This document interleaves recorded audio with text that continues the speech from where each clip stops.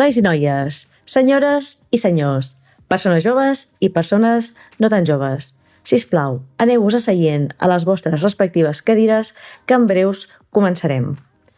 Pels que només ens esteu escoltant, poseu-vos còmodes, poseu-nos de fons o escolteu-nos atentament. Tant és, la qüestió és que us prepareu per gaudir del que vindrà. Entrevista Rodamón. Un espai per compartir, aprendre i gaudir de l'experiència.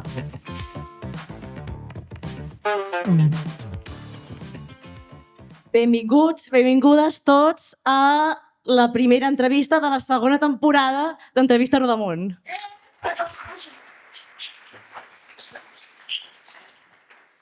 Avui és un dia especial, no només perquè és la primera entrevista, sinó perquè, a més, avui ho fem en col·laboració amb el Festival Mot de Literatura d'Olot i de Girona. Llavors, avui serà els que ja ens heu escoltat, més o menys respectarà el que hem fet sempre, però hi haurà alguna petita diferència, lleu, que s'emmullarà amb el que és el festival d'aquest any de literatura, que si no el coneixeu, seguiu-lo, tenen contingut molt interessant fins al 26 de març. O sigui, Girona està ple i Olot també d'activitat. Coses especials que passaran també en aquest podcast. Tenim aquí a l'Estació Espai Jove un anticlub d'escriptura. Llavors, haureu vist que en els vostres seients teniu diferents targetes, oi? Sisplau, Anabel, pots pujar a explicar per què serveix la targeta blanca? Sí. Puges. Vale, teniu 3 fulls blancs a cada seient. Això és perquè després l'Anticlub ha organitzat una activitat d'escriptura que de moment no donarem més pistes, però la idea és que us quedeu amb 3 paraules del podcast, les apunteu i al final del podcast les poseu allà a la bústia i quan fem l'activitat ja sabreu què passarà amb aquestes paraules. I ja està. Merci. Moltes gràcies, Anabel. I res, una mica de context d'aquest podcast. L'entrevista Rodamón és una entrevista que fem des del Servei de Mobilitat Internacional de l'Estació Espai Jove de Girona, en el que ajudem a joves a poder anar a l'estranger, a viure experiències i aprendre-les. Aquesta sessió té el nom de Me'n vaig amb la literatura. Aquestes 2 noies van marxar, fa estona que estan assegudes aquí amb nosaltres. Anem a veure qui són.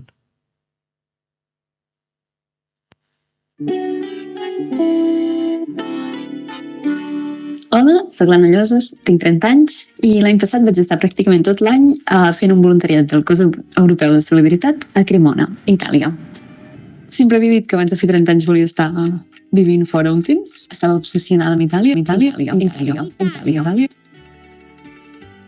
I volia anar a Itàlia, aprendre italià, conèixer millor Itàlia i necessitava un canvi d'aires en general. Així que per això, tot això vaig anar per allà. La paraula que escollo per definir la meva experiència és aire.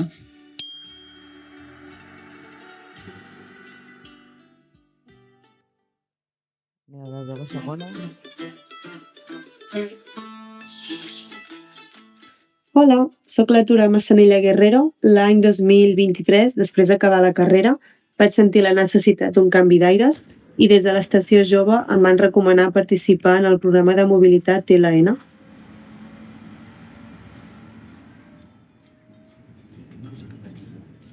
Vaig estudiar italià durant un mes i després vaig estar 4 mesos vivint a Forlì, un petit poble del nord d'Itàlia. Vaig fer unes pràctiques remunerades en una petita editorial d'un poblet i aprofitava tots els caps de setmana per viatjar. I el mot que resumeix la meva experiència és renaixement. Molt bé, un aplaudiment per la Tura i per l'Anna Llosa. Benvingudes. Gràcies. Moltes gràcies. Hi ha moltes coincidències en aquest podcast. 2 noies que vau anar a Itàlia a fer experiències diferents. Anem a veure, clar, sempre us demano que resolgueu amb una paraula, amb un mot, la vostra experiència. Anna, tu has dit He dit aire. Aire. Sí. Primer per això, perquè l'impuls d'anar-me'n era perquè necessitava un canvi d'aires. M'ha fet molta gràcia que fessis servir la mateixa expressió. Llavors, perquè anar-me'n va ser realment aire, va ser aire fresc, va ser un canvi. I perquè també, just a la ciutat on vaig anar a parar, que era Cremona, vaig ser molt conscient de la importància de l'aire en el dia a dia, no? Perquè justament és de les ciutats més contaminades d'Europa i l'aire era una cosa irrespirable. I llavors ens vam obsessionar com molt, tots els que estàvem allà de fora, a mirar cada dia l'índex de pol·lució de l'aire. Era com una obsessió, no? I sorties a una altra ciutat i deies, ostres, aquí sí que respira. I clar, és una cosa que no m'havia passat mai fins ara. I llavors, clar, era un element molt important, l'aire. Molt bé. Tura. La meva paraula és renaixement, però crec que n'hagués pogut utilitzar moltes altres. Però crec que renaixement perquè allà vaig prendre moltes decisions que, de fet, avui em fan estar aquí i vaig poder tancar etapes i també gaudir molt de l'art, ja que Itàlia és la cuna de l'art. Quan vaig parlar amb vosaltres, Anna, tu no em paraves de parlar del Renaixement. De fet, en el tràiler he posat música italiana, el que he pogut, però volia posar música de Renaixement, i el que semblava després una missa, i dic, no vull que sembli una missa, això. I música italiana així random. Per tu també el Renaixement i la literatura també és important. Sí. Gran etapa, el Renaixement. Sí. Bueno. Aquí, què vas estudiar, tu? Humanitats. Humanitats? Llavors és Renaixement en vena, Humanitats. Jo em vaig desviar una mica i em vaig centrar en la llengua catalana i literatura. Però no esteu per allà. Més o menys, sí. Queda molta vida, podem estudiar, no? Podem canviar carreres. Exacte. Sí. Vale. Llavors, el tipus de... Vale, a veure, moltes coincidències. Les dues de l'àmbit de la literatura, lletres. Les dues que volien canvi d'aires. Les dues que van a Itàlia. Les dues que usaven la literatura i esteu vinculades aquí a l'Estació Espai Jove. Però almenys van fer experiències diferents, no? Tipus d'experiència. Podeu explicar una mica breument de què tractava la vostra experiència? Jo vaig fer un TLN, que ja no existeix com a tal, però és una experiència de mobilitat internacional que tens un mes d'aprendre l'idioma, en el meu cas italià, i més tard estàs 4 mesos en un allotjament que et paguen una beca i després també fas pràctiques a l'àmbit en què tu tris. Jo vaig fer pràctiques en una petita editorial i també a final de mes rebíem un pocket money per pagar bàsicament els gastos, les despeses més bàsiques. El meu voluntariat va ser un voluntariat del Cos Europeu de Solidaritat, que és una xarxa europea de solidaritat que també bastant semblant. Pot ser de llarg termini o curt termini. Llavors la meva va ser llarga. El màxim que pots fer és 12 mesos, perquè no pots tampoc allargar-ho molt més. I et donen allotjament, et paguen les despeses de desplaçament i et donen també un sou petitet per les teves despeses personals i el menjar, que pots reemborsar amb els tiquets i tot això. Vull dir que està molt bé. Són coses que s'han d'aprofitar, perquè el TLN que comentava ara la Tura, com a tal, exactament ja no existeix. Per tant, si teniu menys de 29 anys, aprofiteu. Sobretot el teu cas, a veure. Sí, el Cos Europeu de Solidaritat és fins als 30, dels 30 als 18. Per tant, bueno, sí, vaig fer un límit. Però, o sigui, l'important és fer-ho, no? Vas dir... Sí. Vale. La cosa que anem a fer avui una mica diferent és... sempre tothom ens explica les vostres experiències, no? Per tant, vosaltres sou les protagonistes. Protagonistes de dues històries, les quals, jo directament, elles ja m'han explicat una mica, per tant, jo les veig unes heroïnes. Cadascuna amb el seu camí i amb la seva... i el seu desenvolupament. No sé si coneixeu el típic camí de l'heroi de Joseph Campbell. Ara sí! Fa un moment jo no els dic ben bé les preguntes que farem, perquè això ha de ser una mica espontani. I dic, us dono una pista. Si ho endevineu, endavant, no? Explico tu, doncs. més o menys. Vale. No, és com una teoria que es va fer a partir de tots els contes infantils, no? Que es va veure que segueixen sempre la mateixa estructura, que és, hi ha un heroi, un protagonista, no? Que té un problema, és això? Que té un cas a resoldre. Llavors, bueno, clar, s'ha de veure d'una manera lineal, com un camí, no? Es troba amb uns obstacles. Exacte. Ho estàs fent bé, el que crec que anirem avançant, Vale. perquè així anirem veient, ho dic per no fer spoiler, anem avançant. Vale.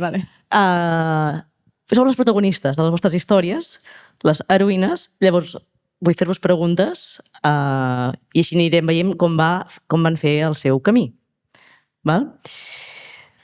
Us faig la mateixa pregunta, llavors m'aneu responent cadascuna de vosaltres.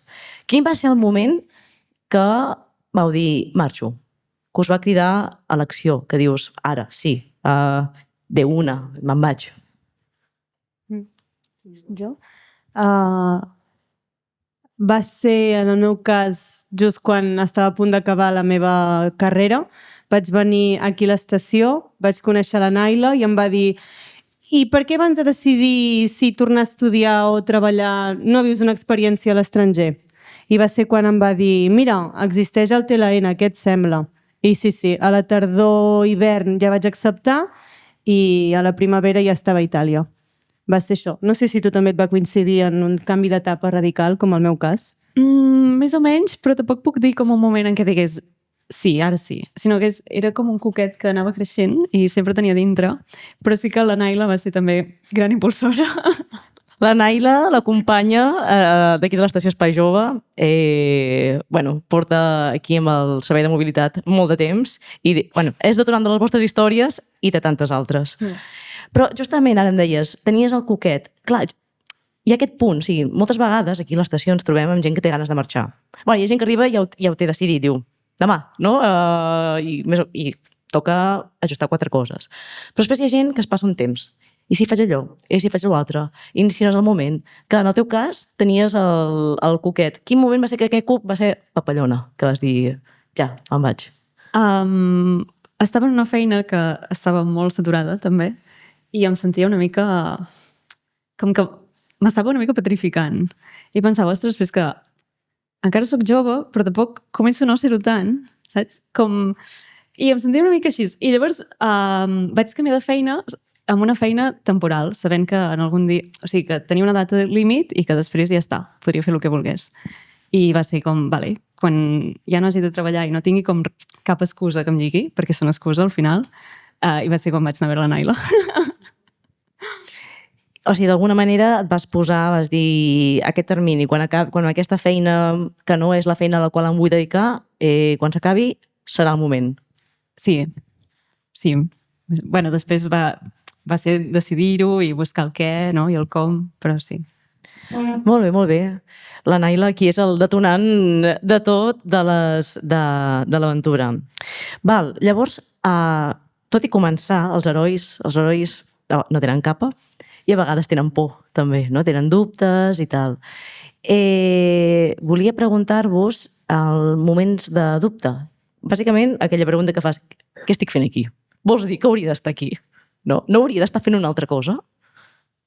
Però que vau persistir, la gràcia és que vau persistir, no? Però quins moments de dubte vau tenir? Bé, jo el voluntariat que vaig anar a fer va ser, estava en un centre de gent amb diversitat funcional. I tothom deia, abans de marxar, has d'escollir una cosa que t'agradi molt perquè pensa que estaràs molt de temps. I jo estava tan obsessionada en marxar que era una mica un pretext. I no vaig pensar molt el que anava a fer. En realitat era com, vale, he trobat aquesta oportunitat d'estar allà tant de temps, estar a Itàlia, que era el meu objectiu, i vaig dir sí. I clar, després m'ho pensava i em feia una mica de por trobar-m'hi a gust o no, perquè no ho havia fet mai i pensava, i si no m'agrada? I si me'n canso? Quina era l'altra opció? Tenia una opció de fer una cosa que se diu molt més al que estava fent fins ara com curricularment, que era anar a Sicília en un centre cultural. Però aquesta opció era de 2 mesos. I jo pensant, no, jo vull la llarga. I he de dir que quan estava allà vaig estar super a gust i no me'n vaig emprendre gens i em vaig trobar molt bé i també és una cosa que penso, ostres, està molt bé també per eixamplar horitzons, no? I fer coses que no has fet mai abans. Vale, perquè, o sigui, la teva trajectòria professional, bueno, acadèmica i professional, són el grau d'Humanitats, màster, també me'l vas dir... Humanitats. D'Humanitats, és veritat. Sí. Cinquè d'Humanitats, resumidament. Que amb molt de gust el vas fer. Dius, jo vull seguir amb això, no? I, bueno, sempre l'àmbit cultural i va i fa un voluntariat. Li ofereixen un voluntariat cultural i dius, no, jo el que vull és marxar temps, no? I te'n vas anar... Bueno, és que també... Clar, va ser una cosa molt maca, perquè era un voluntariat social, però jo, havent fet humanitats i així, realment, bueno, és que mai havia fet res tan humà, en el fons, i va ser preciós. Per tant, va tenir molt de sentit per mi fer-ho. Encara que em feia molta por, una altra cosa que em venia molt en ment era si m'havia desviat molt del meu camp curricularment, no? I pensar, ostres, com ho justificaré això quan torni, o si he de tornar, saps? Però també està bé, posar el peu fora del camí i a veure on et porta és maco. I pots explicar una mica... O sigui, el cos europeu, el que comentaves, ho pots fer... N'hi ha dos, n'hi ha un que és curt, que pots fer 2 mesos, i el de llarga durada, que, us aviso, només es pot fer un cop a la vida. Vull dir, el de curta i el de llarga durada, un cop cadascun, no? I... Total, que quan fas aquest cos europeu, com comentaves, et donen pocket money, diner de butxaca, per retirar-ne. Però llavors, per les persones que volguessin fer un cos europeu, en el teu cas, clar, sempre és solidaritat, que n'hi ha molts tipus, n'hi ha vida cultural, n'hi ha amb infants, n'hi ha d'esports, n'hi ha amb art... Com era el teu dia a dia? Com és el dia a dia d'un voluntari? És bastant una jornada laboral completa. O sigui, no... Bueno, jo crec que també és una manera, siguem sincers, d'estalviar-se un sou que tenen, no? I et paguen un sou de voluntari per no pagar un treballador. I llavors la meva jornada era intensa. Jo la feia amb molt de gust i sí que tens privilegis com a voluntari perquè, bueno, prens menys responsabilitats i així, però... I a més de tots els altres voluntaris de la mateixa ciutat, justament crec que el meu era com el més... Bueno, sempre tenia la sensació com que els altres podien tenir més dies de festa, no sé què, i en canvi hi havia molts dies en què si jo no hi era... Bueno, doncs no es podien fer tantes activitats i era intens, però era molt gratificant també, O sigui, no em pesava tampoc. Però clar, jo esperava tenir molt de temps lliure i tampoc va ser tant el cas, però bueno, va ser maco. Ara acabes de dir que la ciutat... Com es deia la ciutat? Cremona. A Cremona hi havia més d'un voluntariat en aquella ciutat? Sí, n'hi havia 7, tots diferents. Tots de cos europeu? Sí. Sí? Mira. És maco perquè es fa molta xarxa també i fèiem coses. És com... crec que va ser tu que em vas dir que no havies fet Erasmus, oi? No. Sí, era una mica a vegades la sensació aquesta. I de vegades també pensava, ostres, però és que jo soc molt gran per fer aquestes coses. Perquè, no sé com era el teu voluntariat, però el cos europeu de solidaritat està com molt pautat que vas a fer formacions, fas moltes coses entre voluntaris. I llavors, bueno... Es notava molt qui tenia 18 anys i qui ja vorejava la trentena perquè hi havia perspectives diferents, però era divertit. Sí que es notava. Però al final jo vaig tenir un molt amic que va venir amb mi, que ell ja té 30 i pico, i ho va aprofitar això, perquè ell ja havia fet un cos de solidaritat, crec, i va dir, aprofito. I clar, la resta és que en teníem entre 17-18 a 22. I hi havia aquesta diferència, però al final, què, l'edat? No? Vull dir, està bé fer-ho a qualsevol edat. O sigui, legalment, fins als 29 es pot fer. Per tant, aprofiteu aquí. Si teniu l'oportunitat i voleu fer alguna cosa, i encaix i tot plegat, endavant, perquè a vegades tenim aquestes creences, no?, de dir-nos soc massa gran o m'han dit no sé què.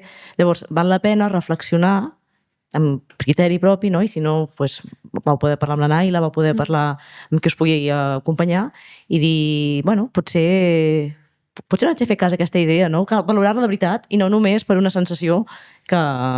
Sí, no ho deia pas gens per fer antipropaganda. No, al contrari. No, sí. A vegades donen situacions gracioses de les formacions aquestes, per exemple, no sé si també ho teníeu, però era com una sensació d'estar de colònies. I clar, pensava que maco, perquè feia molt que no sentia aquesta cosa, però era divertit. Justament per això et preguntava el tema de com va ser el voluntariat, perquè tantes persones, tants voluntariats, tantes experiències, no? Però el que sol passar és que són forces hores, mitges jornades o a vegades una mica més, però alhora, com que estàs amb altres voluntaris, es fa una mica de sentiment de comunitat. I només l'última pregunta, perquè a mi tinc curiositat per saber, després te pregunto tu, el dubte. Molt bé. La tasca en ella mateixa, o sigui, a què consistia si ens pots donar com a exemples de què voluntat en concret? Bé, eren tasques molt diverses, però consistia molt en estar allà i en viure el dia a dia. Era un centre de dia, per tant, ells deien, vaig a l'escola, no? Era una mica com un centre de dia on hi havia activitats diverses i es feien coses molt diferents en funció d'interessos, capacitats, hi havia grups de, no sé, plàstica, teatre, música, gimnàsia, activitats matemàtiques. I llavors jo sempre acompanyava alguna activitat, s'intentava que hi hagués paritat de gènere, perquè jo què sé, si hi havia una sortida al gimnàs, per exemple, i algú havia d'anar al lavabo, doncs que sempre hi hagués algú del gènere que el pogués acompanyar o coses així, en cas que hi hagués necessitat, no? Per això també dic que era bastant compromès, perquè, clar, es necessitava mans i... Molt bé, molt bé. Tura, el teu moment de dubte, és a dir, ja arribes el teu cas és un TLN, que és per anar a fer pràctiques laborals i que troben allotjament i durant 6 mesos... 4. 4 mesos. Sí, 4. I si, a més, diria que hi ha un mes d'idioma. Exacte. El TLN era un superprograma, és a dir, un mes d'idioma, 4 mesos de pràctiques remunerades, buscant la casa, buscant la feina... Sí. I no, és que no vam haver de fer res. No vam haver de fer res. Llavors, Forlí era la teva ciutat, oi que sí? Exacte, sí, al nord. Moment de dubte en el teu procés. Que diguis, he fet bé de venir aquí, no he fet bé de venir aquí... Abans d'anar-me'n. Digue'm tu el moment en què planteges seriosament... Quasi la pregunta que et surt és: què estic fent? Estic fent el correcte? Haig de fer marxa enrere? Sí, a mi aquesta pregunta em va estar atormentant, crec, des que em vaig graduar fins que vaig tocar a terra italià, perquè és la típica pregunta o la típica situació de no estàs seguint el camí recte, no? Que el camí recte és estudiar una carrera, un màster i llavors entrar al món laboral. Però és que jo sentia que això no encaixava en mi. Era com uns pantalons que a mi no m'anaven. I crec que el meu dubte, que també molta pressió potser familiar, social, era aquesta de vols dir que ara has de fer això? Toca fer això? No? O tens parella i ara te n'has d'anar a l'estranger? Què fas? Però per mi era és que és el que vull fer i ho faré. Per tant, el meu dubte crec que era si era el millor per mi, no? O si era simplement, mira, ara m'ha vingut de gust això i ja està. Però no, vull dir, no me'n penedeixo. O sigui, quantes vegades ens envaeix el dubte? Quantes vegades? A vegades tot està bé, és a dir, potser no ho fas, és a dir, la vida va com va, no? Però és de valents i valentes i d'heroïnes decidir persistir i dius, bueno, me'n vaig, havent-ho pensat, però me n'hi vaig. Fantàstic. Passem a una altra pregunta. Tot heroi i heroïna té el seu company, companya, el seu Sancho Panza. Qui va ser el vostre aliat o aliada que us va ajudar a viure aquesta aventura millor? Un aliat, també pot ser un mentor, una mentora? Gandalf? Digues. Clar, és molt bona pregunta. No hi va haver-hi només una sola persona. Molta gent. O sigui, des del principi, és això, Naila, te tornem a mencionar. però vull dir, hi va haver-hi molt d'acompanyament a l'hora de prendre decisions. Llavors també el programa aquest realment t'ajuden molt. Mira, una cosa que no m'esperava és que jo m'esperava una experiència molt més independent. Vaig allà i mira, ja faré la meva, no? I no, està com molt pautat que allà tens un mentor, i te'l diuen així, que és una persona de la teva edat, que parla amb tu i li expliques una mica els teus interessos, mira, m'agradaria fer això, i ell t'explica una mica com pots exprimir la ciutat, com les oportunitats que tens, no? Llavors els voluntaris d'allà, que era una xarxa molt maca, i clar, tots estem en la mateixa situació. Els companys de pis, perquè el pis que tens potser vius amb més gent. Bueno, vull dir que jo era molt d'acompanyament. Llavors els amics i suport incondicional sempre. I no tens, encara que sigui 2, 3, 4 persones, no cal que estiguessin allà. A vegades poden estar més en aquesta societat actual, poden estar a la distància o aparèixer com un oracle, que no existeixen, però sí que existeixen, una videollamada.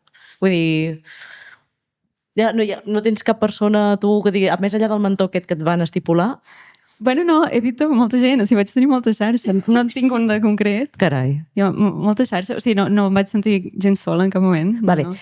Podem anar fent un exercici que és anar imaginant aquestes heroïnes i ara, clar, a la meva ment m'acabo d'imaginar a tu a Itàlia amb 4 o 5 o 6 o 7 o 8 persones a darrere caminant endavant. Pa. Clar, és que va ser maco, tipus, molta gent em va venir a veure, que no m'ho esperava, i va ser molt... Vull dir que no em vaig sentir gens sola, va ser molt maco. Sí, i la Mar, per exemple, que està allà, va venir, no sé, vull dir, va haver-hi molta gent de puntals, no? Home. Vaig rebre moltes cartes quan estava allà, que em feia molta il·lusió.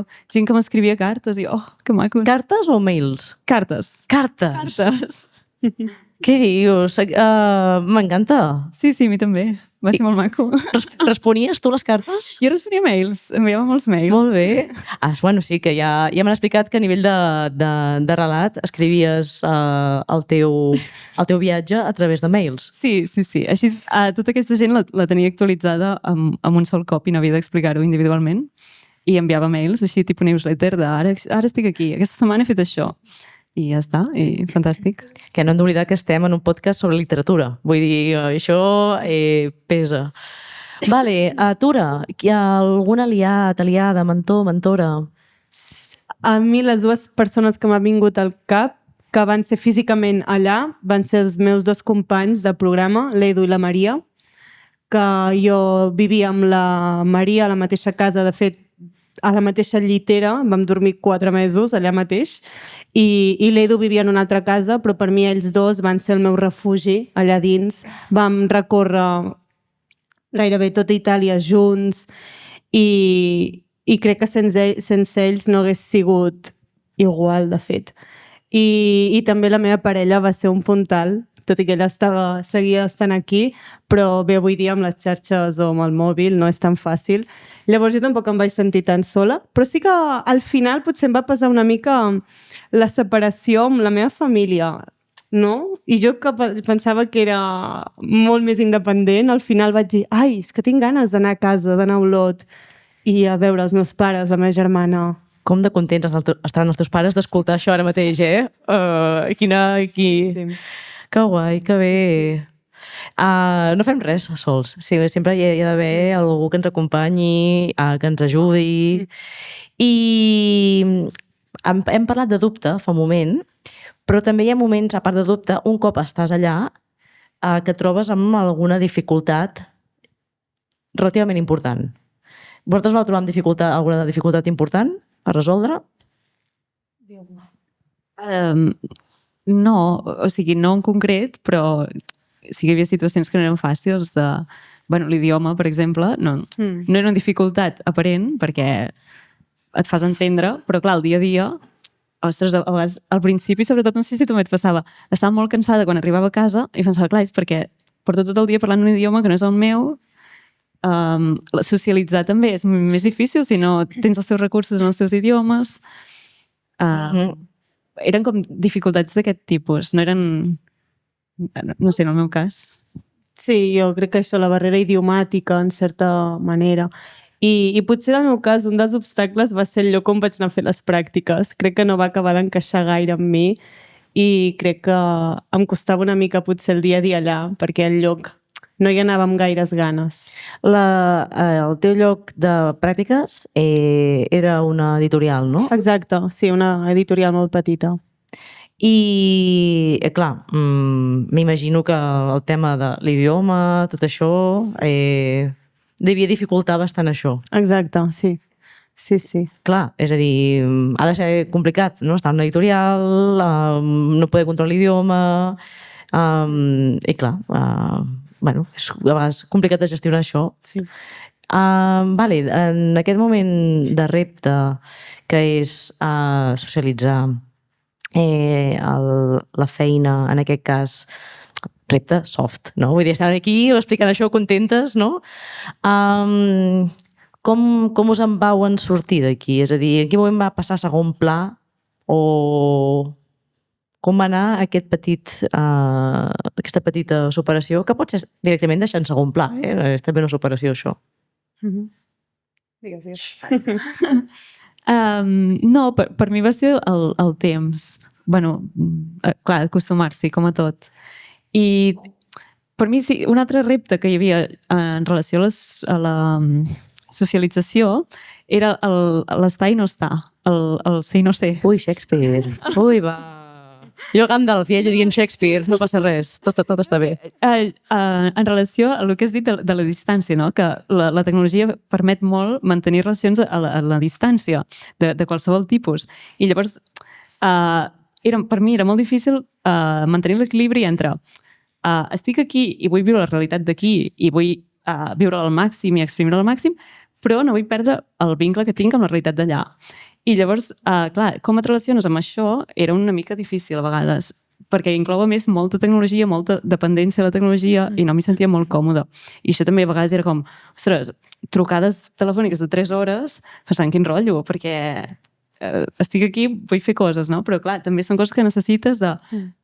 Et va bé parlar amb la gent de casa i sentir-te acompanyat. Exacte, l'equilibri de la teva vida i, no sé com dir-ho, les dues vides, no? La que portaves fins ara i la que tindràs quan tornis, però la que estàs tenint ara a Itàlia. Llavors, què fas? Si de cop et surt un pla que t'agrada molt més a Itàlia, però havies quedat per fer una videotrucada, no? I dius, ai, què faig?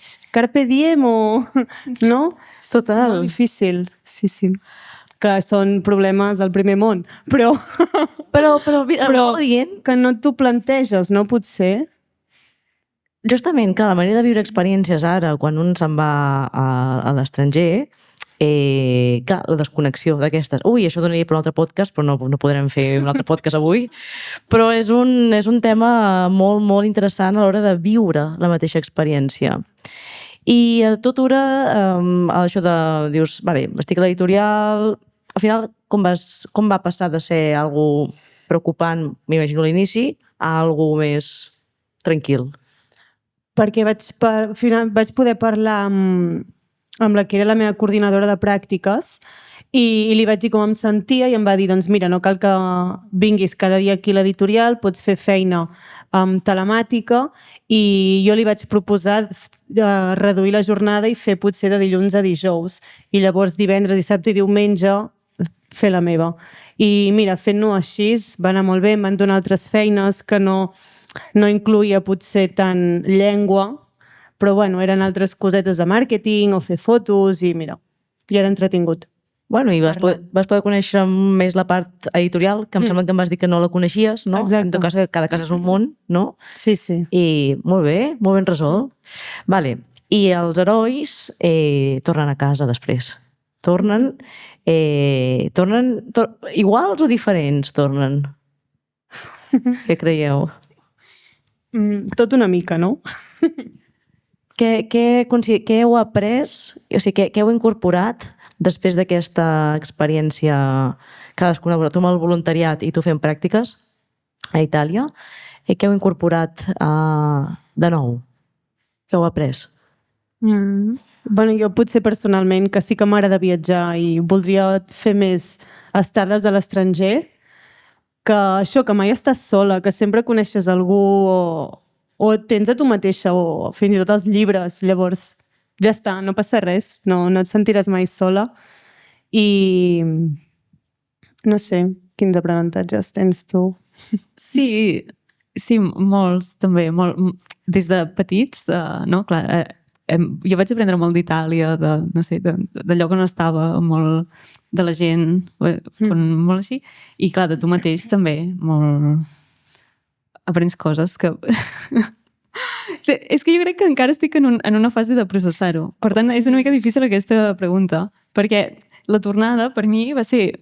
La vaig viure molt alegrement al principi de ai, que bé, he tornat, i molt intens, i era com si no hagués marxat. I ara... Vaig tornar al desembre per Nadal. Ara és com el dol que estic fent de dir ara estic aquí, he tornat. Per tant, jo vaig molt lenta. Encara estàs tornant? Sí, estic tornant encara. Clar, és que això no ho hem dit. O sigui, tu vas tornar ara al desembre o al gener. Vull dir... Sí. O sigui, que va ser l'any 25 que vas estar fora, acabat de treure del forn com una pizza italiana. Sí.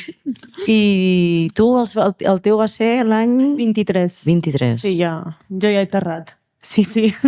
Però sí que em va passar el mateix, eh? I jo després em vaig envalentonar directament a anar a viure a Barcelona i, va ser difícil, eh?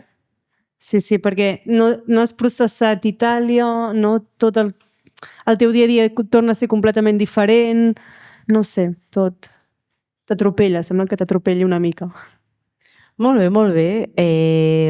Doncs podríem dir que un aprenentatge d'aquí és que no estàs sol, no? És a dir, que si algú té ganes d'explorar el món ho pot fer. Aprenentatges que jo veig també, és a dir, que he vist amb aquestes converses, no? És a dir, malgrat tenir dubtes, pensar-los i tirar endavant, no? Perquè els dos ho vau fer, no? Ara, si per exemple a tu, si tornen a dir depèn de què, no? Però tornaràs a pensar que sóc massa gran per haver fet alguna cosa o reflexionaràs abans i dius, bueno... No ho sé. Bueno, i ens trobarem, però a vegades si pot passar, no? Que dius, vale, imaginem-nos que arribes a decidir que no vols anar a fer el voluntariat perquè, tot i que el cos europeu ho permet, tu dius, vale, no hi vaig. No hagués passat res. Bueno, sí que hagués passat, no estaries aquí a dia d'avui, i això seria una tristesa per tots els que estem aquí, però la vida segueix, no? Però vull dir, probablement, si es trobeu en una situació semblant, davant del dubte, potser sí que val la pena dir, bueno, realment toca, no toca, o no? Recordant-nos de l'Anna pre-aventura, no? En aquell moment de dubte. Jo veig com un aprenentatge bastant interessant, aquest, no? Que ens l'has compartit de manera així amb la teva aventura. Fantàstic. No sé si teniu algun consell, alguna... perdoneu, l'última pregunta que us volia fer. A nivell de literatura, com us va acompanyar la literatura en aquesta experiència? Bé, jo, una de les primeres coses que vaig fer, que de fet no recordava, i l'altre dia quan vam parlar tu i jo, Júlia, vaig dir, carai, una de les primeres coses va ser anar a la biblioteca del poble i fer-me el carnet, que jo no recordava, però va ser així. Va ser amb la meva companya, amb la Maria, vam dir, què fem? I ella realment no llegia mai. I jo li vaig dir, jo tinc aquesta necessitat. I em va dir, ai, doncs jo també. I és que cada setmana agafàvem llibres en espanyol. I això, la literatura em va acompanyar doncs, físicament la biblioteca, els llibres i també, no sé, pensant o jo escrivint. També tinc una llibreta plena de records meus i no sé, és que de fet la literatura, com que a la meva vida sempre hi és present, també hi havia de ser allà. No sé si et va passar el mateix a tu o... Sí. Bueno, de fet, era com... Em feia molta il·lusió estar a Itàlia per el vincle literari que hi tinc, perquè m'agraden molt els autors d'allà i em feia molta il·lusió. I, per exemple, vaig descobrir que Pasolini havia viscut a Cremona i em va fer una il·lusió i vaig anar a l'institut on havia anat, perquè hi havia un voluntariat que era a l'institut, no? I quan el voluntari, que era el bibliotecari de l'institut, justament, em va dir, mira, en aquest institut va anar-hi Pasolini, i jo, vale, deixa'm entrar, o sigui, vinc. I me'n recordo com abans de marxar els dubtes que tenia, com que em preocupaven més, era quins llibres m'enduc, perquè he de fer com la previsió de llibres que em llegiré, llibres que em portin a casa per si m'enyoro, llibres... Clar, no sabia la biblioteca que hi podia trobar tampoc, i això em preocupava molt, la reserva de llibres. I vaig endur-me a la Divina Comèdia, com ja vam estar parlant per telèfon. La Divina Comèdia, que sóc absolutament fan, però... Encara no l'has acabat? No? Està sent també un viatge espectacular. Jo tampoc l'he acabat, Volia anar allà de pretenciosa i m'imaginava Itàlia llegint-me i no l'he acabat. Com amb tot, com en la Divina Comèdia, com amb tot, el bonic és el camí. No? Llavors tornar a explicar-lo, però disfrutar-lo. Vas endur la Divina Comèdia. Vaig endur la Divina Comèdia i una altra cosa, que també és un aprenentatge sobre mi mateixa que he fet, és que la literatura catalana m'ha acompanyat molt en el sentit de que m'he convertit sense que ningú em demanés en ambaixadora de Rodoreda, per exemple, i tothom ara a Cremona sap qui és Rodoreda, perquè hi havia un llibre que circulava per allà i el vaig fer llegir no sé quanta gent, bueno, hi havia la plaça del Diamant, i som, no, és que l'heu de llegir, està traduït, és importantíssim aquest llibre, llegiu-vos-el. I sí, a més els agradava, i jo sí. Així que em feia molta il·lusió. S'ha de generar, qui ens estigui escoltant, que algú que ens escolti, s'ha de generar la figura d'ambaixadora Rodoreda, no? O sigui, crec que hauria de ser alguna cosa, no sé, puguis anar amb el pin amb la cara de la Rodoreda i anar fent pedagogia. Hi havia un voluntari de Madrid, per exemple, que no sabia qui era i em va saber molt de greu. I clar, ara ho sap. Cada dia rebia stickers meus amb la Rodoreda quan parlàvem. Que bo. Fantàstic. Noies, genial. Moltes gràcies per compartir-nos això. Però els que heu vingut també en altres ocasions al podcast, sabeu que ara passarem a una altra secció. Veureu que amb vosaltres teniu dos targetons de colors, un de vermell i un de groguenc verd. Ara passarem a la secció de veritat, la secció de... En aquesta secció sentirem la Tura i l'Anna explicant les seves experiències. Aquesta secció es diu Veritat o Mentida. Llavors, quan veieu que elles estan explicant una història, de seguida estan explicant una història fluida, que potser els ha passat o potser no els ha passat. D'acord? És una anècdota. Real o no? Llavors, ara que les hem conegut una mica, que les hem pogut acompanyar, que veiem quin tipus de vines són, haureu de decidir si és veritat o no. Jo no sé quines són, jo també jugo. Vosaltres no us els heu dit, també jugueu. I Tura, endavant. Doncs crec que va ser a finals d'abril, principis de maig, al nord d'Itàlia hi va haver un gran al·luvione, una gran tempesta, hi va haver moltes inundacions, no sé si ho vau sentir per la ràdio, i dos companys que també feien aquest mateix projecte, però venien de Menorca, se'ls va inundar el pis i van haver d'estar una setmana vivint amb nosaltres. Per tant, en un pis de 4, de sobte érem 6 persones, dues totalment desconegudes, però mira, va ser divertida l'experiència. Vau viure 6 persones en un pis de 4... Per la pluja. Per la pluja, les inundacions allà dalt. Serà veritat o mentida que vau viure en un pis overbooking? De fet, eren 3 lliteres, si us podeu imaginar. Vale. No preguntarem logísticament com va anar allò. Anem a veure si és veritat o mentida. Aviam, aixequeu. Anem a fer el recompte. 1, 2, 3, 4, 5, 6, 7, 8, 9, 10, 11, 12, 13, 14, 15, 16, 17. Creiem que és mentida. Creiem que és veritat. I 2 creuen que és mentida. És veritat. És veritat. No.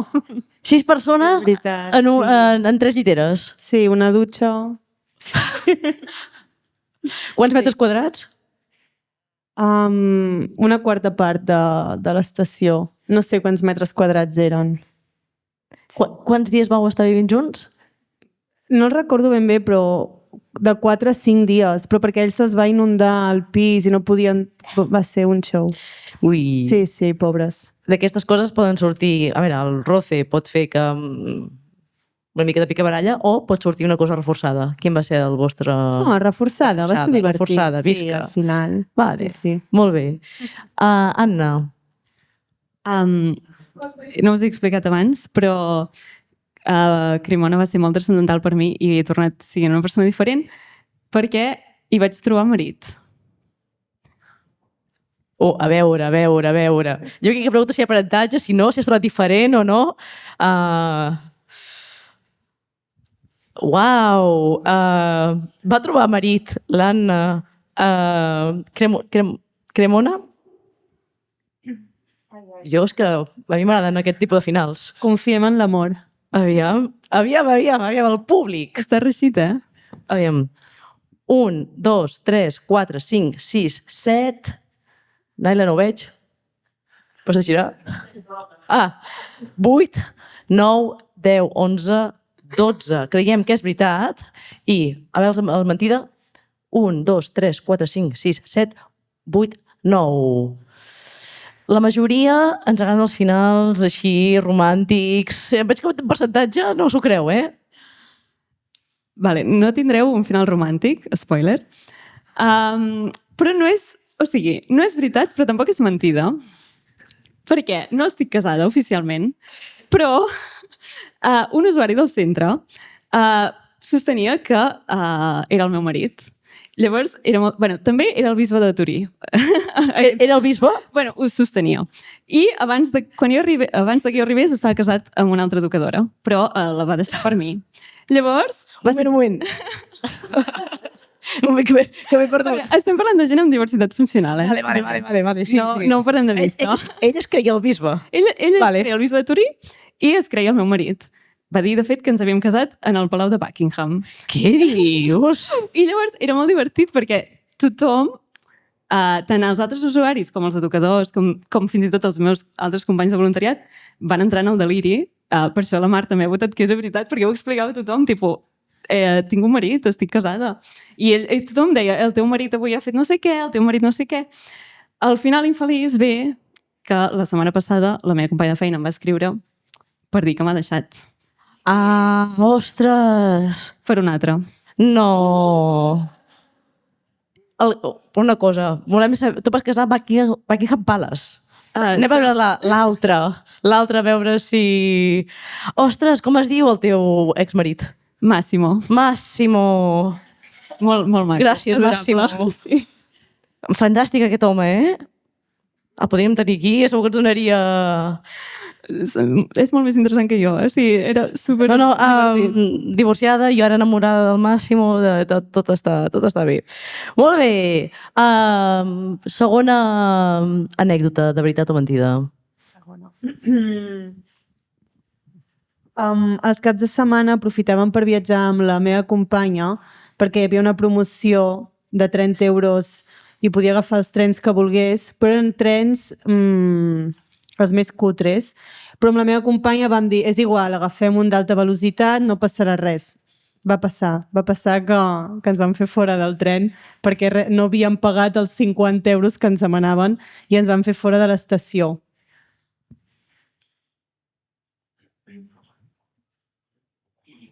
Targeta.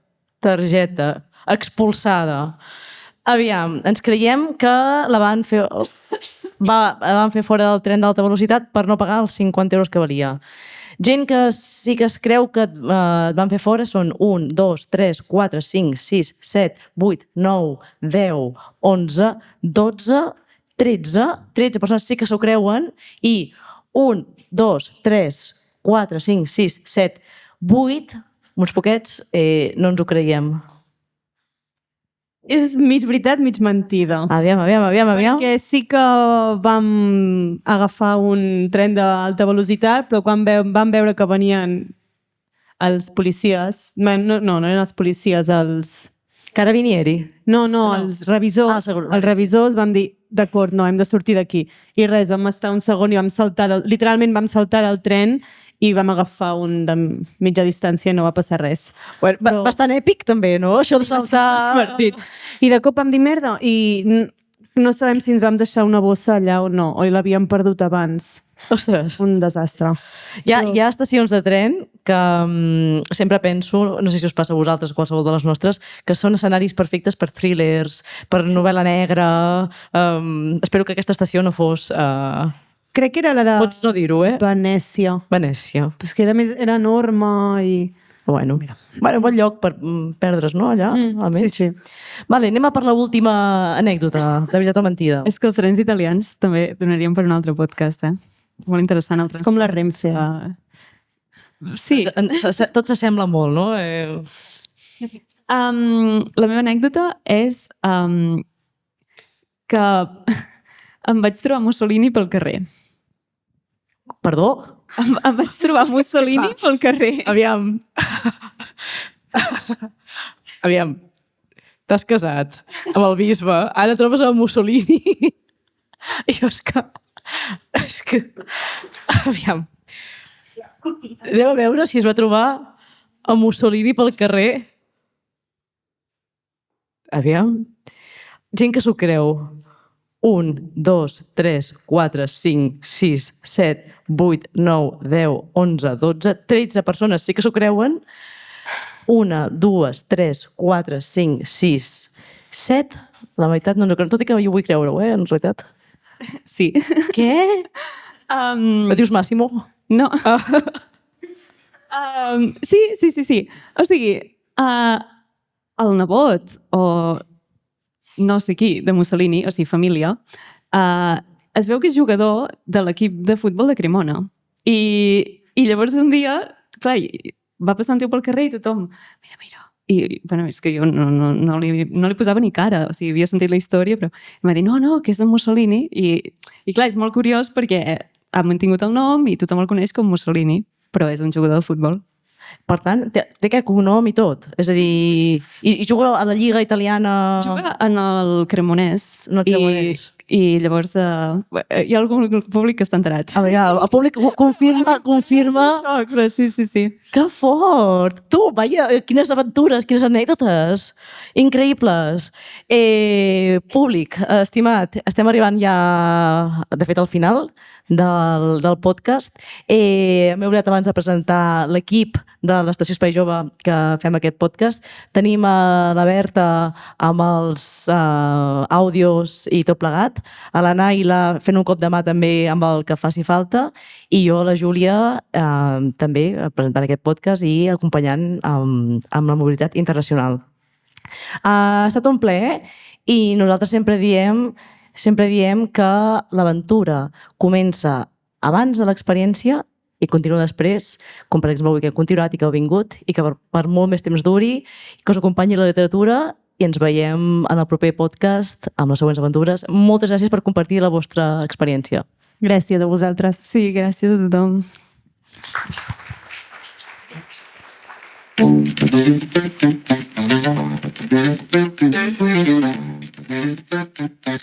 Fantàstic, eh?